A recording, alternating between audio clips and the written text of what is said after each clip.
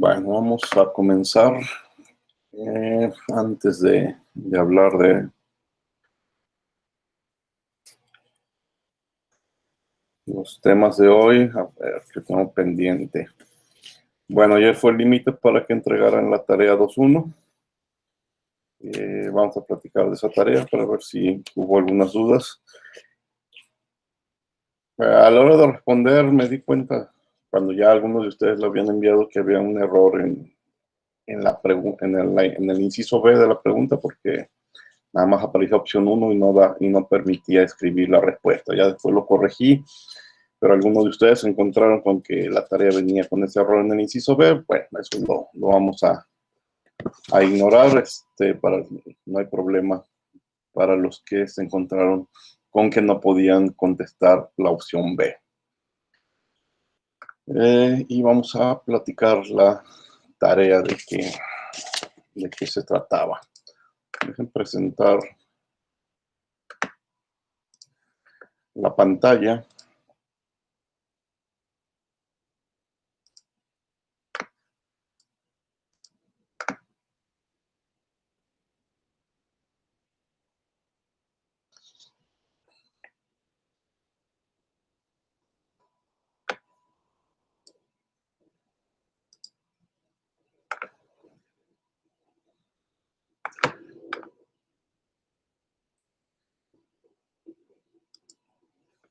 Y vamos a ver la tarea. Fue la tarea 2.1.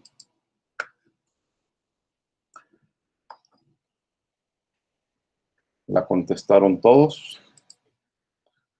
Ahí están las 32 respuestas. Bueno, la tarea es la siguiente. Una sustancia pura se encuentra inicialmente en fase líquida. Al final de cada uno de los siguientes procesos, la sustancia termina en una sola fase, pero no es la fase líquida. Identifique en qué fase va a existir al final del proceso. Si hay más de una posibilidad, describa todas las posibilidades. Con este diagrama de presión contra temperatura podemos contestar fácilmente esas preguntas. En el inciso A nos decía que ¿qué pasa si incrementamos la presión a temperatura constante? Entonces, vean, con esta flecha, bueno, obviamente esta flecha la tengo que cambiar de sentido porque el inciso A me dice que se incrementa la presión, pero a temperatura constante, por lo tanto la flecha tiene que ser vertical. Y la única posibilidad de cambio de fase que no termine en líquido es que termine en sólido. Vean, la pongo en cualquier punto que sea líquido y termine en sólido. Puede terminar en el mismo líquido, pero bueno, el problema nos dice que esas opciones no se consideran. ¿Sí? Entonces, si tiene que terminar en una fase diferente al líquido, la única opción, aumentando la presión, es que al final fuera un sólido. El inciso B era invertir el sentido de la flecha. ¿Qué pasa si disminuimos la presión a temperatura constante? Entonces, en cualquier punto que yo coloque la flecha en fase líquida, terminamos en fase vapor. No hay posibilidad de, disminuyendo la presión a temperatura constante, termine en fase sólida. Ese fue el inciso B. El inciso C fue a presión constante. Entonces ahora la flecha va a ser horizontal. Y primero fue inciso C, aumentando la temperatura. Entonces tenemos que cambiar el sentido de la flecha y colocarlo en cualquier punto líquido. Y va a terminar en fase vapor, aunque aquí sí hay otra posibilidad. Aquí arriba todavía es líquido y podría terminar como fluido supercrítico. A presión constante, aumentando la temperatura. Pero en la mayoría de los puntos nos llevaría a fase vapor. El inciso D, lo contrario, si a presión constante disminuimos la temperatura, pues cualquier posibilidad nos lleva a fase sólida. ¿Sí? No hay forma en que siendo líquido terminemos en fase vapor. Bueno, ese fue el inciso D. El inciso E es en un proceso que aumente la temperatura y la presión simultáneamente. Entonces, ya no puede ser una flecha vertical ni una flecha horizontal, la voy a poner inclinada, ¿sí? Cualquier inclinación, y esto,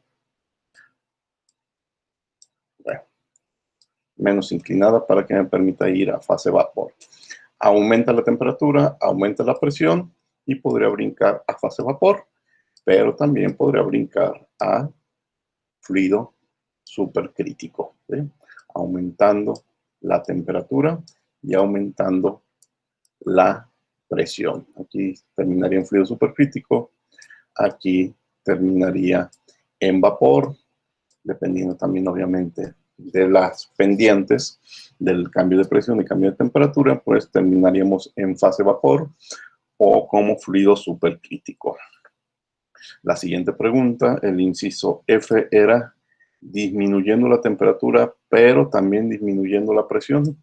Entonces, eso nos lleva a fase sólida. Pero fíjense que también podremos terminar en fase vapor.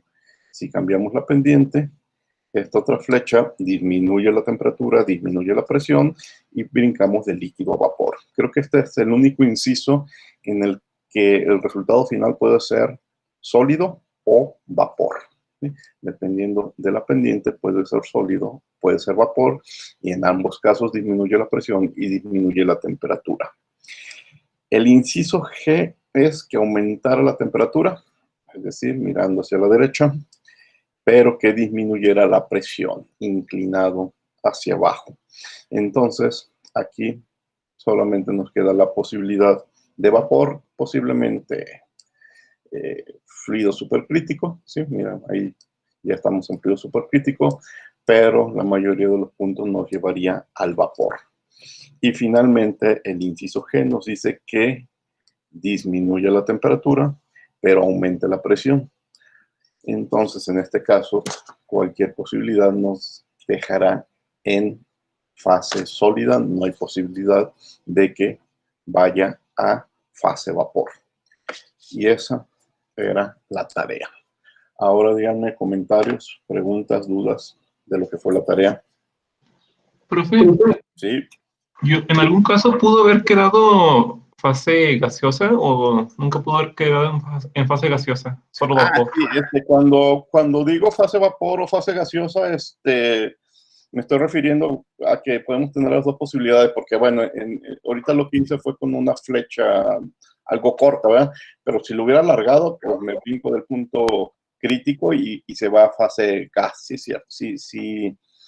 Le repito, yo no pongo mucha atención en distinguir vapor de gas, no es tan importante, no es tan definitivo a la hora de resolver problemas. Simplemente cuando hablaba de fase vapor, pues estaba incluyendo obviamente lo que llamamos gas, que es después del punto crítico, pero sí, nomás haz la flecha más larga y ves que brincas a lo que la clase anterior llamamos gas, ¿sí?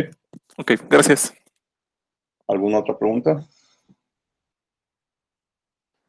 Profe, ¿el líquido y el líquido comprimido son iguales? Sí, líquido comprimido y líquido subenfriado, los utilizamos prácticamente como sinónimos. La clase anterior, y si pueden ver en los apuntes, leí una pequeña diferencia entre comprimido y subenfriado, que tiene que ver más que nada cómo lees los datos, pero bueno, a secas es la fase líquida, ¿sí? Sí, gracias. ¿Alguna otra pregunta? Bueno, si no hay preguntas, pasamos al siguiente comentario. Bueno, recuerden que están en el análisis del artículo, de la lectura. Ya por ahí vi que me enviaron un reporte por Twitter.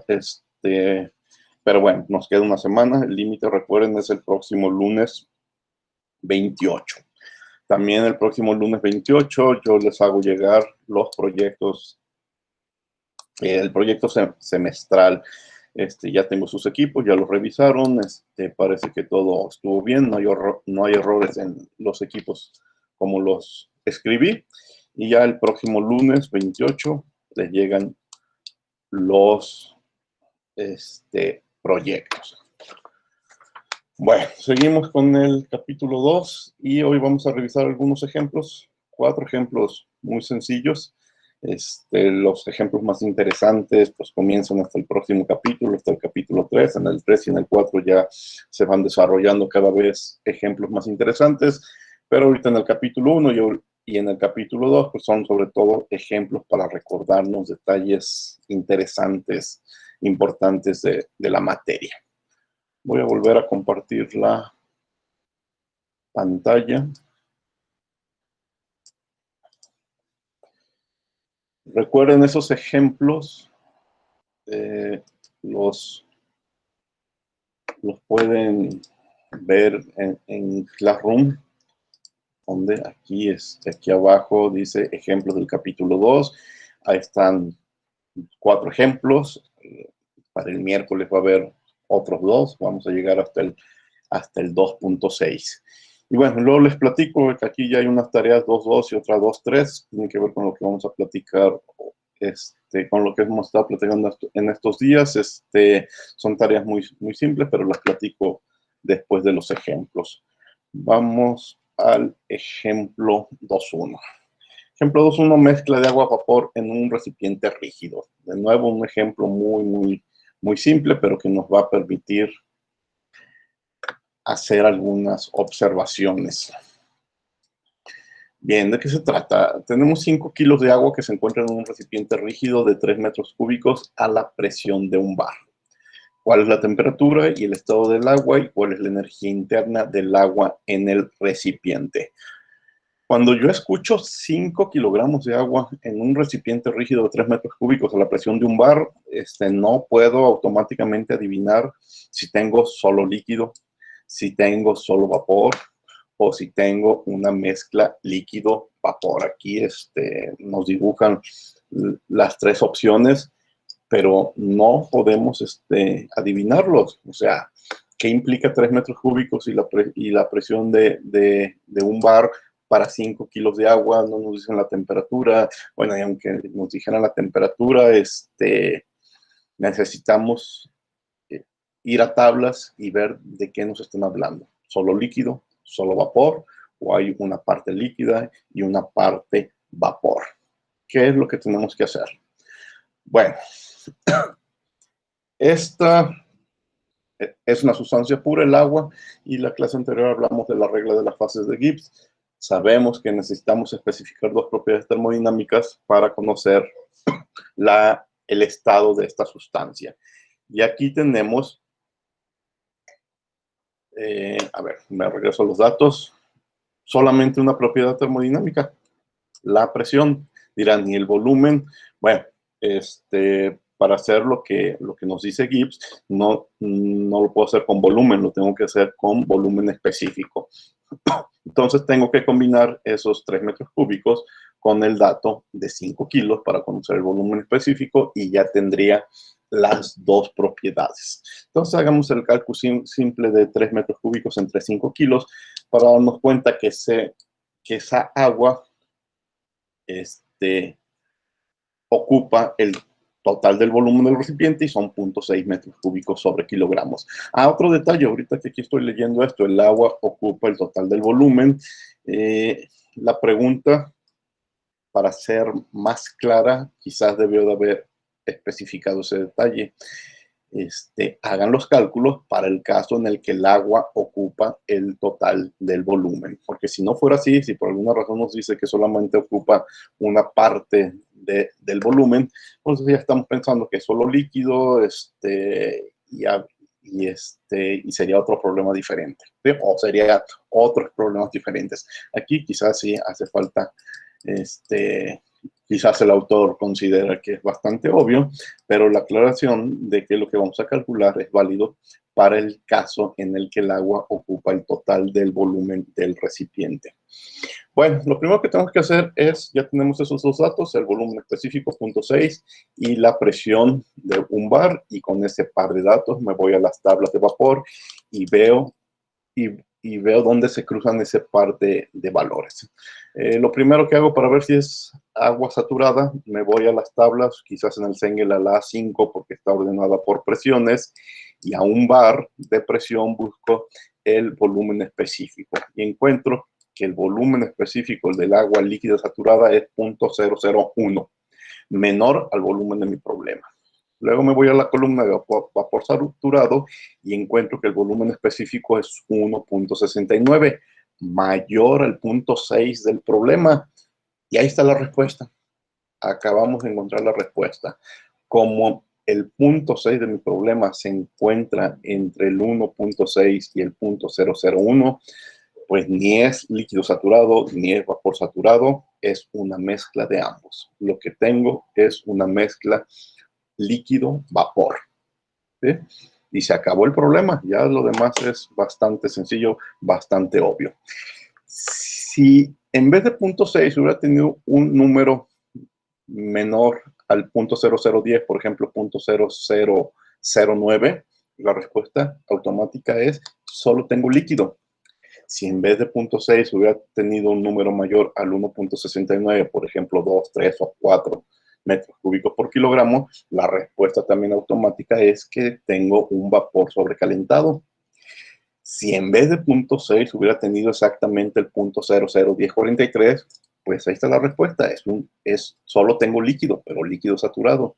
Si en vez del 0.6 hubiera tenido exactamente 1.6919, la respuesta es solo tengo vapor saturado. Pero como estoy entre estos dos valores, la respuesta es tengo un vapor húmedo, como lo llama el Cengel, y tengo que hacer algunos cálculos para conocer lo que me preguntan, pero ya sé qué es. Lo que no sé, viendo estos números, es el porcentaje de vapor y el porcentaje de líquido. Ahí tengo que utilizar el concepto que platicamos en la clase anterior, el concepto de calidad. Bueno, entonces, como les decía, tengo un vapor húmedo. No nos lo preguntan, pero en el momento en que decimos que tenemos un vapor húmedo, a un lado de la presión en sus tablas está la temperatura de saturación y esa es la temperatura del sistema. Este problema solo es posible a 99.6 grados centígrados. ¿Ya? Con eso respondimos la primera pregunta. Pero vamos por la segunda. La segunda, a ver, me regreso, la segunda es la energía interna. Ya tenemos la temperatura, ya sabemos que es un vapor húmedo, es lo primero que contestamos, 99.6, pero la siguiente es la energía interna. No puedo calcular energía interna si antes no sé qué porcentaje es vapor y qué porcentaje es líquido. ¿Y con qué voy a hacer los cálculos? Pues con el vapor, perdón, con el volumen, porque el volumen, los volúmenes específicos, tengo datos al respecto, ¿sí? Sabemos que el volumen total de la mezcla es la suma de la parte líquida más la parte vapor, ¿sí? Y que el volumen total, entonces, también es el producto de la masa líquida por el volumen específico líquido más la masa del vapor por el volumen específico del vapor. Estos supraíndices no son exponenciales matemáticos de que se eleve a una potencia, no, simplemente son etiquetas para referirme a la fase líquida y a la fase vapor. El volumen total es conocido. También son conocidos los volúmenes específicos, los acabamos de ver hace un momento, el 1.69 y el 0.010. Entonces conozco el volumen específico del líquido, el volumen específico del vapor y el volumen del recipiente. ¿Sí? No conozco la masa del líquido ni la masa del vapor, pero conozco la masa total.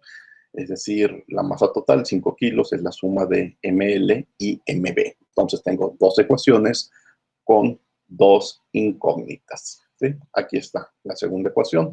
La masa total es la masa del líquido más la masa del vapor. Despejo la masa del líquido y ya me quedo con una sola incógnita, la masa del vapor. Volumen 3 metros cúbicos, masa total 5 kilos.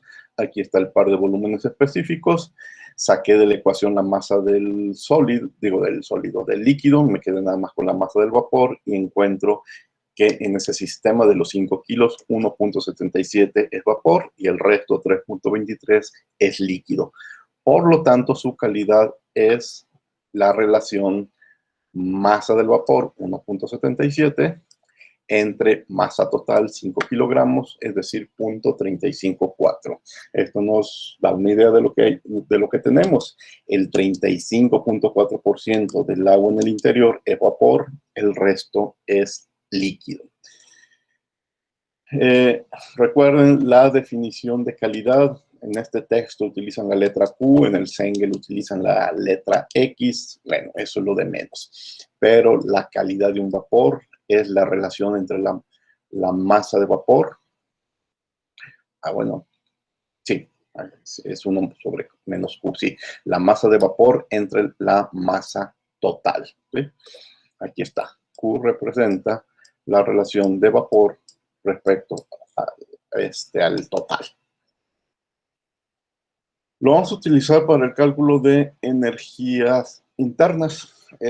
La energía interna de mi sistema es la suma de la energía interna de la parte líquido más la energía interna de la parte vapor. Estas sumas mayúsculas son energías internas netas, pero pues yo puedo hacer cálculos con energías internas específicas. Entonces, las energías internas netas son la masa por la energía interna específica. Como ya tengo datos de masas de cada fase, pues es más cómodo calcular una energía interna específica. Y bueno, siempre es el resultado más interesante porque aplica para cualquier cantidad de materia. Despejo la energía interna específica. La energía interna específica es la interna entre la masa total. Tengo la masa de líquido, tengo la masa de vapor, tengo la masa total. La pregunta es, ¿y las energías internas específicas del líquido saturado y del vapor saturado? Pues de tablas. De la misma tabla, del mismo renglón donde leímos los datos de dónde están, se me perdieron, acá arriba, de .0010 y de 1.69 en el mismo renglón de la misma tabla donde sacamos ese par de datos. Ahí mismo vamos a buscar el 417.4 y el 2505, que son la energía específica del líquido saturado y la energía interna específica del vapor saturado. Por lo tanto, están dando cuenta, esta es una interpolación. Mi problema va a tener una energía específica intermedia entre el 417 y el 2505. Aquí está el resultado, 1156. Lo mismo que el volumen de mi problema era intermedio entre los volúmenes de saturación, pues también la energía interna queda entre los dos valores. Si revisan estas ecuaciones, tienen la forma de una interpolación. ¿Sí? Estamos simplemente interpolando un valor respecto al hecho de que el 35.4% de la mezcla es vapor y el resto es líquido. Y entonces esta es la respuesta, 1156.6 kilojoule por kilogramo. Este procedimiento de encontrar propiedades y el uso de la calidad es cosa de todos los días y tiene que ver con lo que se van a llevar hoy de tarea. ¿Preguntas de ese primer ejemplo? Sí, disculpe, la temperatura igual la sacó de la tabla del mismo renglón donde leyó los datos. Sí, del mismo renglón, porque como es una mezcla saturada, pues a la presión de tu problema le corresponde una temperatura fija, ¿sí? Que es el 99.6 que leímos. Ahí mismo, a un lado tiene que estar. Muchas gracias. ¿Alguna otra pregunta?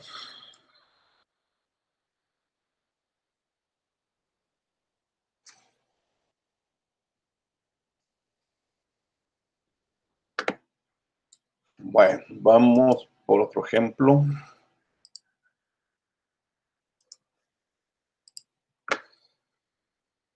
Vamos al ejemplo 2.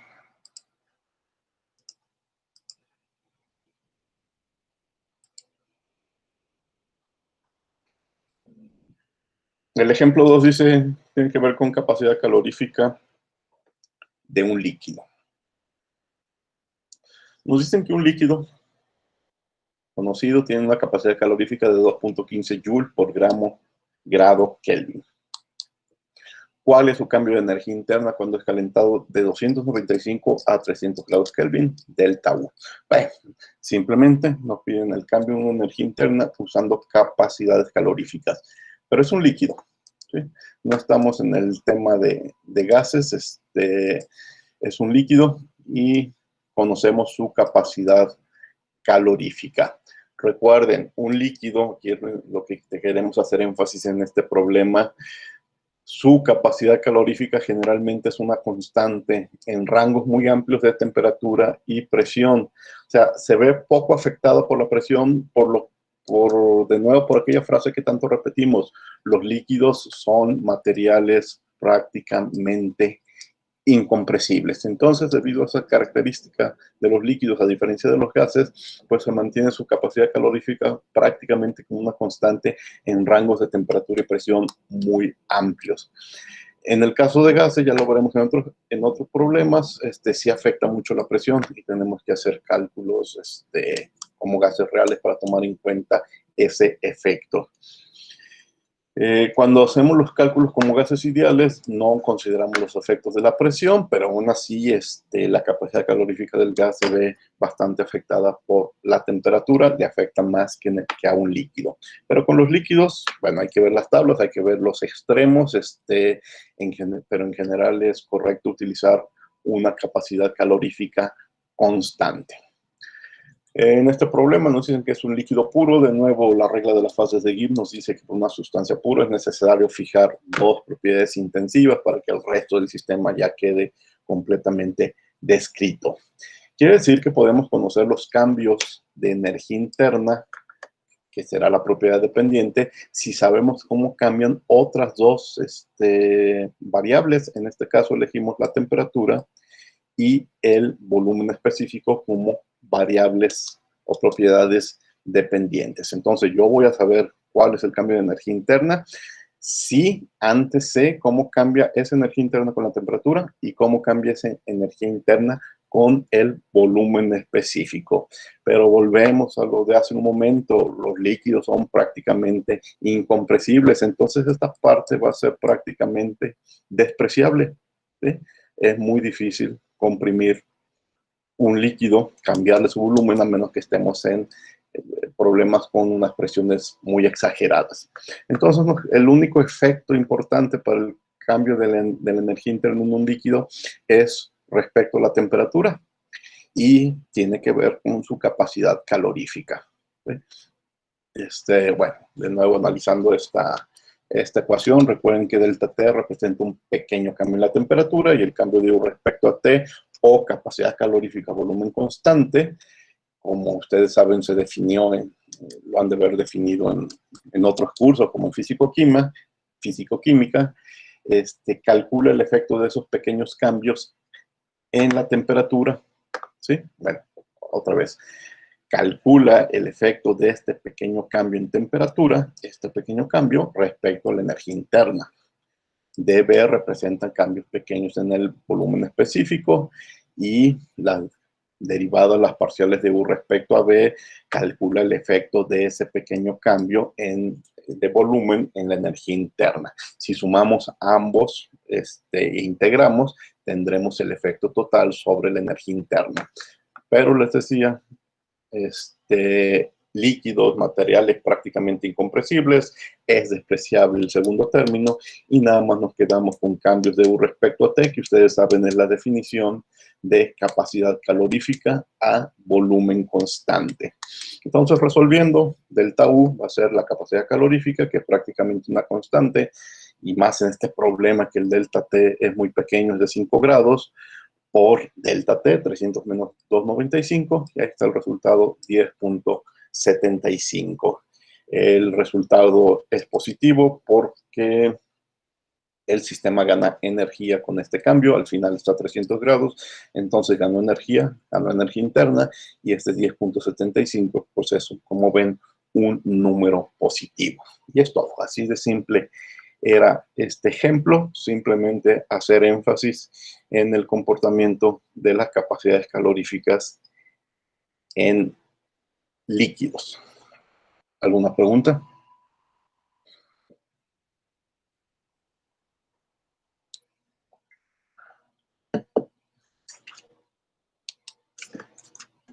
¿La capacidad calorífica está en joule sobre grado o gramo? A ver, deja regresarme. Gramo estaba... Gramo.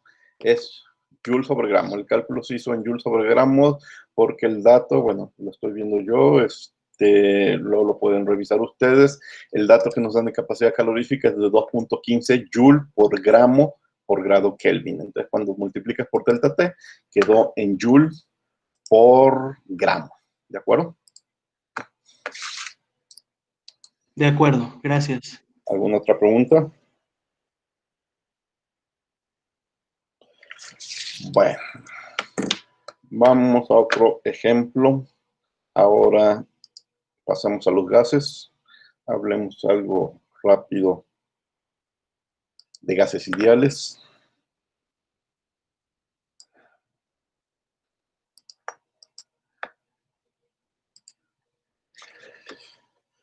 Dice el problema, se llama evaluación de la exactitud de la ley de los gases ideales. No vamos a hoy todavía entrar a detalles de qué hay detrás de la ley de los gases ideales, pero pues sí la vamos a estar utilizando. El problema dice, utilizando la ecuación de los gases ideales, calcula el volumen específico del vapor de agua en litros por kilogramo. Fíjense en las unidades, ¿eh? No estamos hablando de metros cúbicos también porque van a ser números pequeños. Para cada una de las siguientes temperaturas y presiones, y compare el valor con lo que encuentra en tablas de vapor. Entonces dice, bueno, tienes agua a 100 grados centígrados y punto un bar, agua a 150 grados centígrados y un bar, agua a 200 grados centígrados y 10 bares, agua a 300 grados centígrados y 50 bares. Todas estas situaciones son gases o son vapores de agua. Ninguno es líquido ni mezcla líquido-vapor. Entonces los cálculos los podemos hacer perfectamente con una ecuación para gases. En este caso, pues nada más estamos utilizando por ahora la de los gases ideales. Recuerden que el volumen específico, yo puedo reescribir la ecuación de los gases ideales como volumen específico entre RT sobre P. Aquí un ejemplo del resultado para el inciso A solamente, la R por temperatura entre la presión y me da litros por moles. Pero vamos a comparar en base masa porque los datos que voy a obtener en tablas están en base masa. Entonces nada más tengo que dividir por la masa molar del agua entre 18.015 y ya tendré el volumen específico en una base másica, 17.221 litros por kilogramos. Muy sencillo, ustedes han hecho esto muchas veces, lo repiten para el inciso B, C y D, y aquí están las tablas de resultados. Gases ideales, 17.000, 1.900, 218 y 52 litros por kilogramos. Comparen con los resultados en tablas. 17.000, 1.900, 206, 45. Y vean las diferencias. Diferencias en el inciso A, solamente una diferencia prácticamente despreciable del 0.15%. En el inciso B, también despreciable del 0.87%. Y de ahí en adelante, pues ya no la estaríamos pensando si el 6% es despreciable o no. Yo diría que no, porque ¿para qué ser tan necios y siempre querer trabajar en gases ideales cuando tenemos otras opciones muy sencillas? Y 16.7% de error de diferencia, pues ya es bastante. Simplemente piensan si tuvieran este problema, es lo mismo tener un recipiente de 53 litros que uno de 45. Dirán, no, no es gran cosa, pero para pues ya cuando le metes dinero, sí es importante y son errores importantes. ¿Por qué fue aumentando el error? Básicamente porque fuimos aumentando la presión. La temperatura atenúa el error, porque a mayores temperaturas nos acercamos a la zona en que nos permitimos el comportamiento ideal, pero ese aumento de temperatura que debería de ayudar a que se acercara a la zona ideal, pues es bloqueado por el aumento de presiones. Las presiones afectan mucho al comportamiento ideal y, como se dan cuenta, pesó más los aumentos de presiones que los aumentos de temperatura. Recuerden, la teoría de gases ideales supone que las moléculas de gas no tienen volumen, que las colisiones entre moléculas son elásticas, que no hay atracciones o repulsiones, ¿sí? Y todo eso es posible plantearlo porque ignoramos los efectos de la presión, ¿de acuerdo? Entonces vean las diferencias, el efecto de la presión respecto al efecto de la temperatura. Vamos platicando algo más de gases ideales. Quiero aprovechar para comentar sobre la R. La famosa R que cuando lo preguntamos decimos, ¿qué es R? Y todo el mundo dice, es la constante de los gases ideales. Eso no es cierto. Aparece en la ecuación de gases ideales, pero no es una constante que nació en la ecuación de gases ideales o que está ligada a los gases ideales. Si bien es una constante, como aquí podemos leer, que originalmente apareció en el contexto de los gases, aparecen muchos otros temas y nada tiene que ver o no es exclusiva de los gases. La constante R es la relación de la constante de Boltzmann con el número de Avogadro, ¿sí? La constante de Boltzmann es un factor que relaciona energía con temperatura. Recuerden la historia de la temperatura de las escalas de temperatura y cómo originalmente no tuvieron mucha relación con el concepto de energía, pero cuando entendimos la energía, se buscó una relación y se encontró, y fueron gracias a los trabajos de Boltzmann. Boltzmann, lo apreciaremos su trabajo con mayor claridad cuando pasemos a la segunda ley de la termodinámica. Mucho de lo que tenemos en la segunda ley es gracias a Boltzmann. Pero bueno, simplemente es un factor de conversión. La constante de Boltzmann nos permite relacionar energía con temperatura. Fíjense sus unidades, Joule por grado Kelvin, ergio por grado Kelvin, ¿sí? Entonces es un factor de conversión. Y el número de Avogadro lo único que hace es ubicarnos en una cantidad de materia cómoda para nosotros, porque no vamos a tener problemas con 2, 3 moléculas. Entonces, nuestros problemas los agrupamos alrededor del mol, 6.022 por 10 a la 23 moléculas. Si nos quedamos nada más con la constante de Boltzmann, estaríamos haciendo cálculos por molécula y para nosotros eso no es práctico. Entonces, lo asociamos con el número de Avogadro para hacer cálculos por mol de moléculas. ¿De acuerdo? La ecuación de gases ideales aparece en muchas ecuaciones que nada tienen que ver con los gases ideales, como la de Nernst, las ecuaciones de Arrhenius, las de Van Hoff,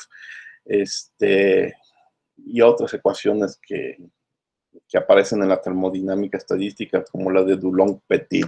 Quizás ustedes conozcan la de Arrhenius, que nos permite seguir los efectos de la temperatura en muchos procesos. Ahí aparece R. Recuerden, es solamente un factor de conversión.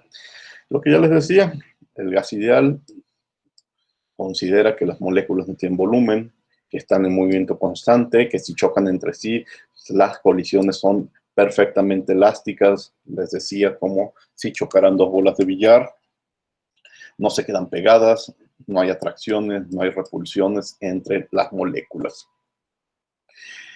Todos estos postulados se estudian y se trabajaron y se explican perfectamente en la teoría cinética de los gases ideales, en el curso, bueno, al menos en mi curso de Introducción a los Fenómenos de Transporte, le dedico tiempo a explicar los orígenes de la teoría cinética de los gases y ahí van saliendo estas ecuaciones para gases ideales, ¿sí?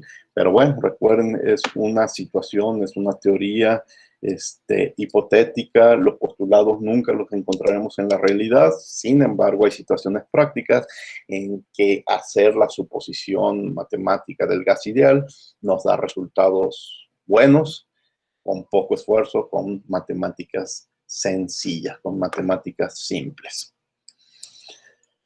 Por ahora es lo que tengo que decir de gases ideales. Regresaremos al tema de gases ideales en la unidad, no recuerdo si 5 o 6, creo que en la 5, y volveremos a hablar de gases ideales para conectarnos a través de las relaciones de las intermoleculares con las ecuaciones de gases no ideales. Bueno, ese fue el ejemplo 2.3. ¿Preguntas?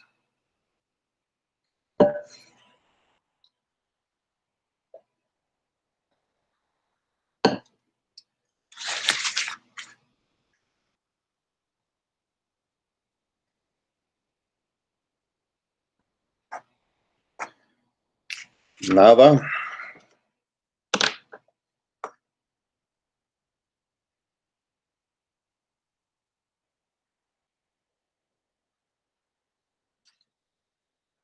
Pasamos al cuarto ejemplo.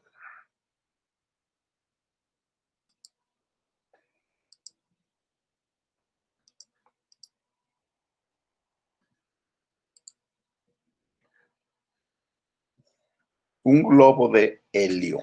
Vamos a ver de qué se trata.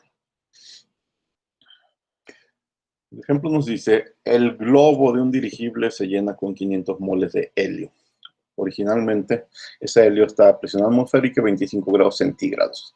Pero el dirigible gana altitud y entonces ya arriba la presión cae a 0.95 atmósferas y la temperatura también cae a 15 grados centígrados. Ambos caen, la presión y la temperatura. Ese detalle es importante. Encuentra el cambio de volumen, de energía interna y de entalpía para el helio. Suponga que vamos a, de nuevo, a considerar que el helio se comporta como un gas ideal, absorbiendo el posible error, pero por ahora vamos a trabajar así. Y entonces suponga que la capacidad calorífica como gas ideal del helio es igual a 1.5 R. Al rato comentamos, también es interesante de dónde sale este valor de 1.5 R como la capacidad calorífica del helio como gas ideal. El sistema obviamente es el helio dentro del balón y pues calculamos sus volúmenes como gas ideal. Volumen 1, volumen 2, los mismos 5000 moles, la misma R, pero cambia la temperatura, cambia la presión. Entonces, al inicio tenía un volumen de 122.300 litros, al final aumentó a 124.500 litros. Entonces, aquí está la primera pregunta, el aumento de volumen. Bueno, el cambio de volumen fue un aumento, se expande en 2.200 litros. ¿Qué significa lo anterior? La caída de presión es más significativa que la caída de temperatura. A ver, ¿qué estoy queriendo decir? La caída de presión es más significativa que la... no, a ver, espérenme. ¿Están de acuerdo con esa frase en amarillo?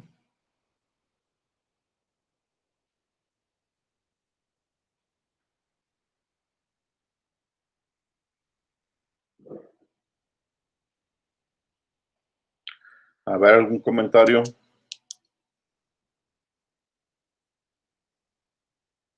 Pues baja más la temperatura que la presión, pero igual esa presión tiene más impacto en el resultado, ¿no?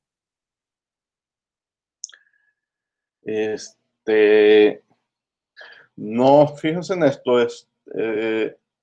al final,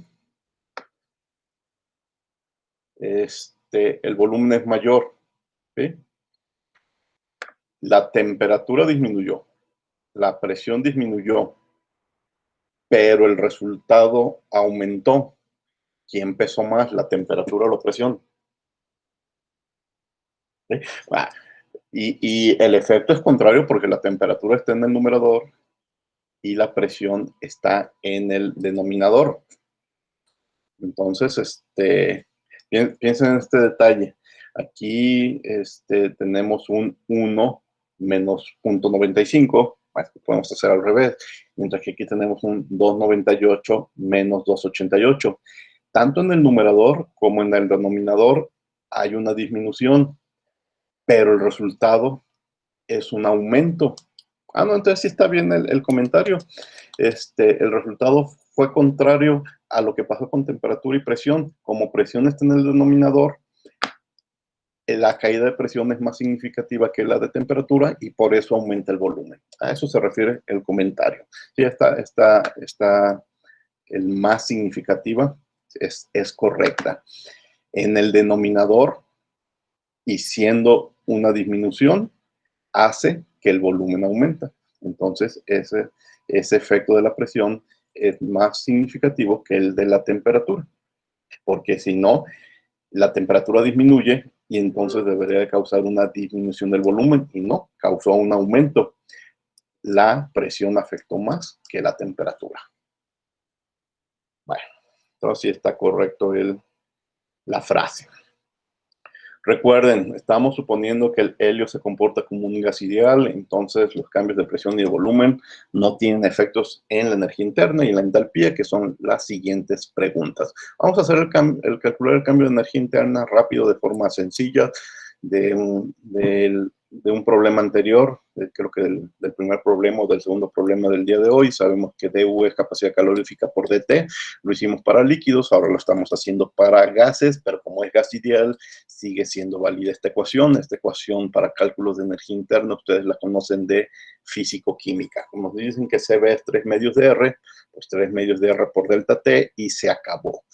5.000 moles por 3 medios por 8.314 por el delta T me da menos 623.550 joules. Perdemos energía interna. Esto era obvio desde el momento en que baja la temperatura. ¿Sí? Bajó la temperatura, perdimos energía interna. Bueno, antes de pasar a la entalpía, un comentario, de dónde sale el 1.5R, el 3 medios de R. El 3 medios de R no es específico del helio. Sale de nuevo de la teoría cinética de los gases. Les digo de nuevo porque también de ahí salió la ecuación de los gases ideales. Y es el valor de la capacidad calorífica volumen constante para cualquier gas ideal monoatómico. De nuevo, cuando revisan la teoría cinética de los gases, se van a dar cuenta que nos generan valores para capacidades caloríficas para gases monoatómicos, diatómicos o triatómicos en función de R, y para gases monoatómicos como el helio es de 3 medios de R, pero es la teoría cinética de los gases la que obtiene ese valor. Si revisamos valores reales del helio, pues se alejan del 1.5R, pero bajo ciertas condiciones no se alejan tanto. Bien, ya está el cálculo de la energía interna. Nos falta el de la entalpía. Pero en el cálculo de la entalpía tenemos que delta H es igual a Cp por dt. ¿Y qué creen? Pues no tengo un valor para Cp. Ya, vamos a tablas a buscarlo, pero no. No quiero ir a tablas. Mejor analicemos el siguiente procedimiento. No tengo un valor para Cp, pero sí tengo valores para Cv. Entonces, ¿qué voy a hacer? Bueno, recordar la definición de entalpía. Entalpía es energía interna más PV. Como esta primera ecuación no es para H, sino para diferencial de H, pues entonces calculo el diferencial de la definición de entalpía. El diferencial de U más PV, pues es igual a Cp por dt. Como estoy con gases ideales, entonces puedo quitar PV, que es más latoso, porque los dos son variables, y sustituirlo por RT, que es una constante, por una sola variable de la temperatura. Entonces, en vez de escribir más PV, lo reescribo como más RT. Recuerden, solo es válido en gases ideales. Entonces ahí tengo el diferencial de U más RT. Separo los diferenciales, diferencial de U más diferencial de RT, pero R es constante, entonces puedo reescribir como R de T. Finalmente tengo du más R de T es igual a Cp por dt. Ahora puedo... recuerdo la definición de du de la diapositiva anterior, y du es Cb por dt. Entonces tengo que Cb dt más R dt más Cp dt es igual a Cp por dt.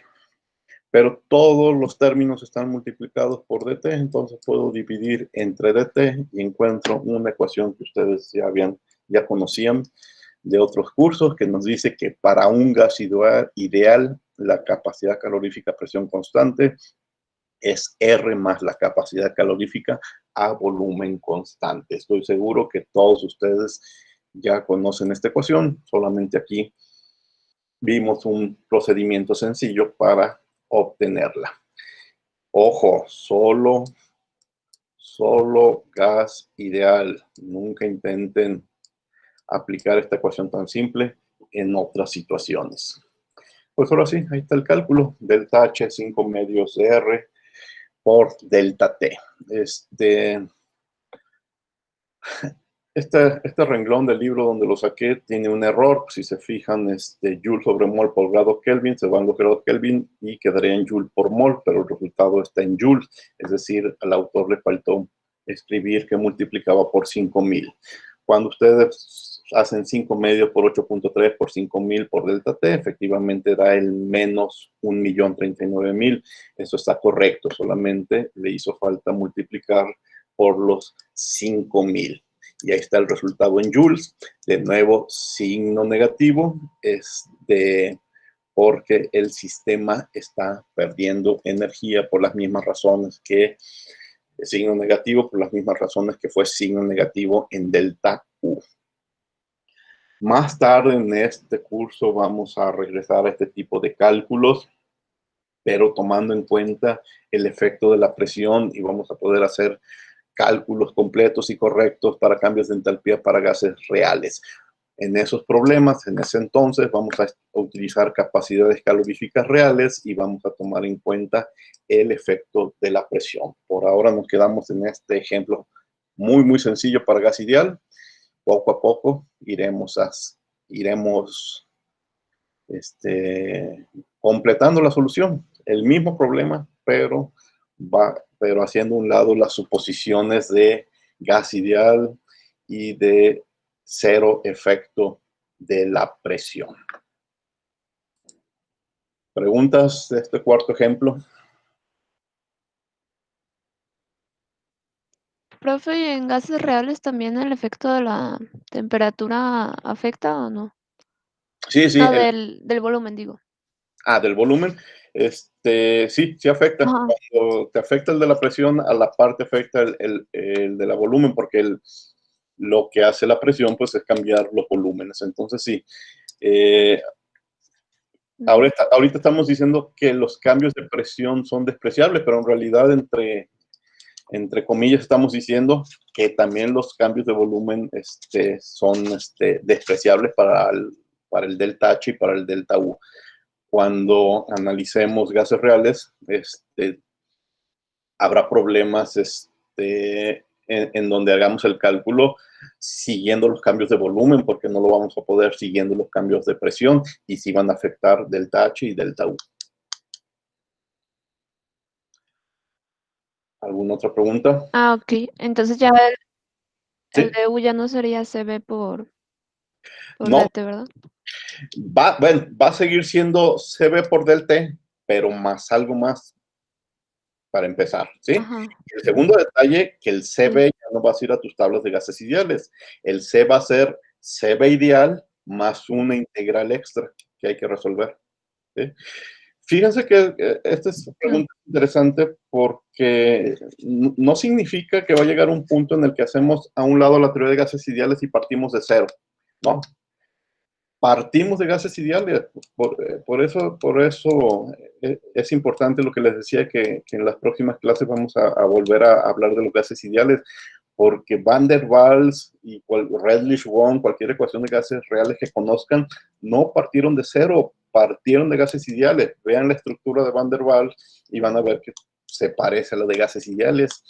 O sea, Van der Waals tomó gases ideales y la mejoró, la completó, y así sucesivamente. Entonces, la mayoría de las soluciones que les hablo que veremos en el futuro es seguir haciendo los cálculos como gas ideal más algo más. CPs ideales es CP ideal más una integral extra. Deltas H ideales es delta H ideal más unas integrales extras, ¿sí? Entonces, no es partir de cero, es completar.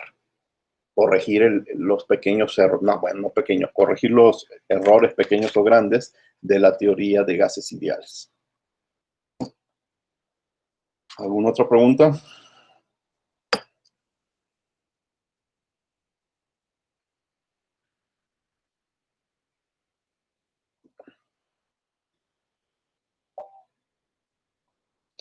Bueno, pues hoy nomás les iba a presentar esos 4 problemas.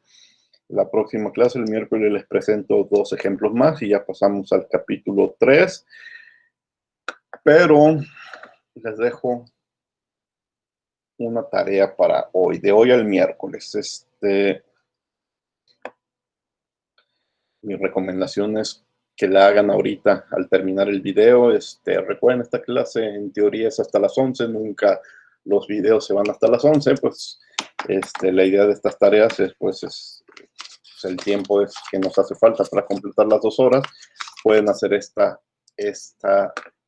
tareas que estoy dejando prácticamente todas las clases. Voy a ir al Classroom. Aquí hay una tarea 2.2. Y tiene como fecha límite de entrega el miércoles, pero el miércoles a las 9 de la mañana, es decir, un minuto antes de que entren a clases, ya debieron de haber entregado la tarea. Son 2 ejercicios, ¿sí?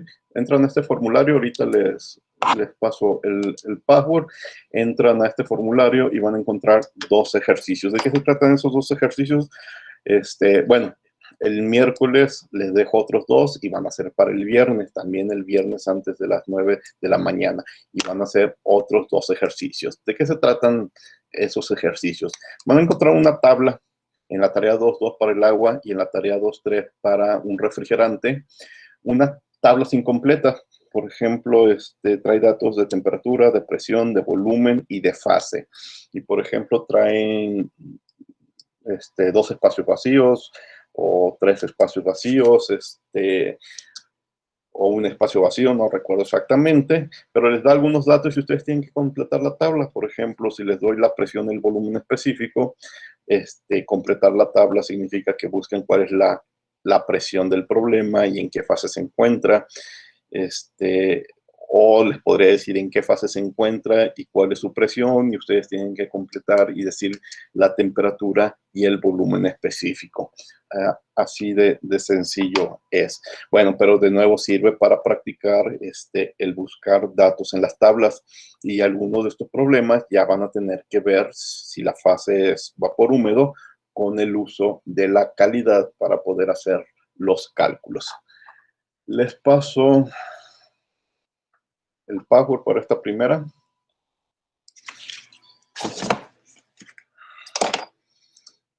Es la tarea 2.2.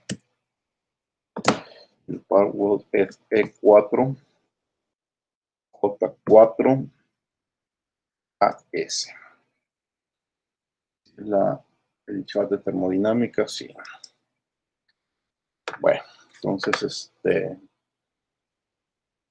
ahí les dejo esa tarea y le entregan. La pueden hacer hoy fácilmente, no está muy sencilla, nomás necesitan tener a la mano sus tablas. Para la tarea del miércoles, pues deben de tener las tablas del refrigerante 34A o 134A, que también están en el Sengel. ¿Preguntas?